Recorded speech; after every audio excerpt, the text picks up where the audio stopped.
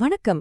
ரொம்ப நாளா நம்ம எல்லாரும் எதிர்பார்த்துட்டு இருந்த 2026 சட்டமன்ற தேர்தலோட வாக்கு எண்ணிக்கை நாள், அதாவது மே 4ஆம் தேதி நடக்கிற விஷயங்கள பத்தின ஒரு முழுமையான அலசல் தான் இது. இன்னைக்கு அந்த கவுண்டிங் டே அன்னைக்கு என்னென்ன நடக்க போகுது, எந்தெந்த நேரத்துல என்னென்ன அப்டேட்ஸ் வரும்னு ஒரு கிளியர் பிக்சரை பார்க்க போறோம். ஓகே, எந்த லேட்டும் பண்ணாம ஸ்ட்ரெயிட்டா விஷயத்துக்குள்ள போயிடலாம். சரி, நேரடியா களத்துக்குள்ள இறங்குவோம். 234 இந்த நம்பர் சும்மா சாதாரண ஒரு நம்பர் கிடையாது. நம்ம தமிழ்நாட்டோட மொத்த தேர்தல் களத்தோட சைஸ் இதுதான். ஆமாங்க, தமிழ்நாடு முழுக்க இருக்கிற 234 தொகுதிகள்லயும் பதிவான வாக்குகள் எண்ணப்பட்டு இன்னைக்கு முடிவுகள் வரப்போகுது. இது ஒரு பிரம்மாண்டமான ப்ராசஸ். ஒவ்வொரு தொகுதியும் ஒரு தனித்துவமான போர்க்களமா இருக்க போகுது. இந்த 234 தொகுதியோட டோட்டல் ரிசல்ட்ஸ் தான் தமிழ்நாட்டோட எதிர்காலத்தையே தீர்மானிக்க போகுது. பகுதி 1.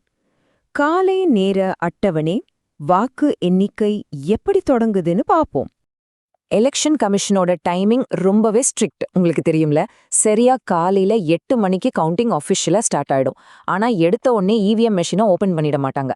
ஃபர்ஸ்ட் 8 மணிக்கு போஸ்டல் ஓட்ஸ், அதாவது தபால் வாக்குகள் மட்டும்தான் எண்ணப்படும். அதுக்கப்புறம் சரியா ஒரு அரை மணி நேரம் கழிச்சு 8:45 மணிக்கு தான் அந்த முக்கியமான மின்னணு வாக்குப்பதிவு இயந்திரங்கள், நம்ம இவிஎம்களை எண்ண ஆரம்பிப்பாங்க. ஸோ 8 மணிக்கே நமக்கு முதல் ட்ரெண்டு எந்த பக்கம் போகுதுன்னு ஓரளவு தெரிய ஆரம்பிச்சிடும். பகுதி 2. பரந்த பின்னணி. பாதுகாப்பும் ஒரே நேரத்துல நடக்கிற மத்த தேர்தல்களும்.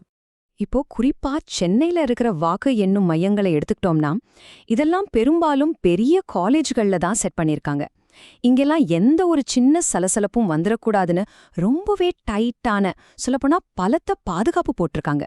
போலீஸும் சரி, எலெக்ஷன் கமிஷனும் சரி, எந்த அசம்பாவிதமும் நடக்காம ரொம்ப ஸ்மூத்தா இந்த கவுண்டிங் நடக்கணும்னு மல்டி லேயர் செக்யூரிட்டி கொடுத்திருக்காங்க. எந்த ஒரு இஷ்யூமும் இல்லாம இந்த ப்ராசஸ் நடக்கிறது அவங்களுக்கு ரொம்ப முக்கியம். இது இன்னொரு விஷயத்த ரொம்ப சூப்பரா விளக்குது. என்னன்னா, இன்னைக்கு தமிழ்நாடு மட்டும் தனியா ரிசல்ட்டுக்காக வெயிட் பண்ணல. இது ஒரு பெரிய நேஷனல் ஈவெண்ட். நம்ம தமிழ்நாடோட சேர்த்து மேற்கு வங்கம், கேரளா, அஸ்ஸாம், அப்புறம் நம்ம பக்கத்துல இருக்கிற புதுச்சேரி, இந்த எல்லா மாநிலங்களுக்கும் இதே மே 4ஆம் தேதி தான் வாக்கு எண்ணிக்கை நடக்குது. அதாவது ஒட்டுமொத்த இந்தியாவும் இன்னைக்கு இந்த ரிசல்ட்ஸை தான் ரொம்ப உற்று நோக்கிட்டு இருக்காங்க. பகுதி 3. எக்ஸிட் போல் கணிப்புகள், குறிப்பா இளைஞர்களோட வாக்குகள்.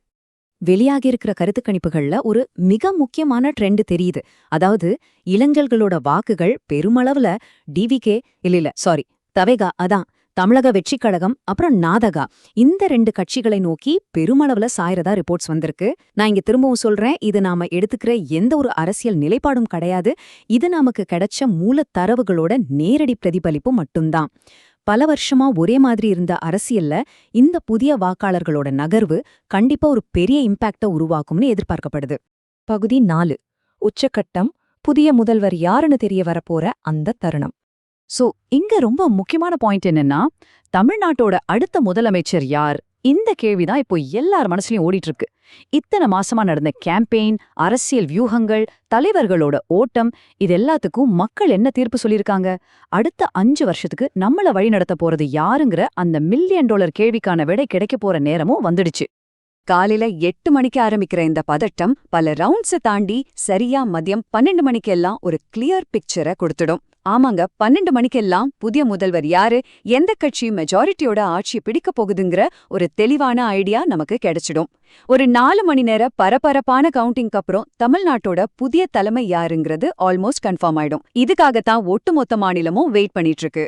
இந்த நிமிடத்துக்கு நிமிடம் மாறுற முன்னணி நிலவரங்களை நீங்க உடனுக்குடன் தெரிஞ்சுக்க செய்தி நிறுவனங்கள் ஒரு உறுதியான ப்ராமிஸ் பண்ணிருக்காங்க. சரியா காலையில 8 மணிக்கு கவுண்டிங் ஆரம்பிச்சதுல இருந்து கண்டினியூஸா எந்த பிரேக்கும் இல்லாம லைவ் அப்டேட்ஸ் வந்துட்டே இருக்கும்.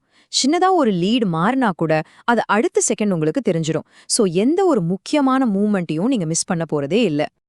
இப்போ டேட்டா அடிப்படையிலான நம்மளோட இந்த அலசல் ஒரு முக்கியமான கேள்வியோட கிளைமேக்ஸ்க்கு வந்திருக்கு. ஒரு பக்கம் பல மாநிலங்கள்ல ஒரே நேரத்துல நடக்கிற கவுண்டிங், இன்னொரு பக்கம் தமிழ்நாடோட தேர்தல் களத்தையே புரட்டி போடக்கூடிய அளவுக்கு ஷிஃப்ட் ஆயிருக்க இளைஞர்களோட ஓட்டு வங்கி. உண்மையிலே இந்த மே 4ஆம் தேதி ஏகப்பட்ட சர்ப்ரைசஸ் வச்சிருக்கு. இது வழக்கம் போல ஒரு கட்சி ஜெயிக்கிற தேர்தலா அமையுமா, இல்ல தமிழ்நாட்டு அரசியல்ல இது வரைக்கும் பார்க்காத ஒரு மாபெரும் திருப்பு முனையா மாறுமா? நீங்க என்ன நினைக்கிறீங்க? இந்த தேர்தல் முடிவுகள் எப்பேற்பட்ட புது சரித்திரத்தை எழுத போகுது? உடனுக்குடன் தெரிஞ்சுக்க நீங்களும் ரெடியா இருங்க.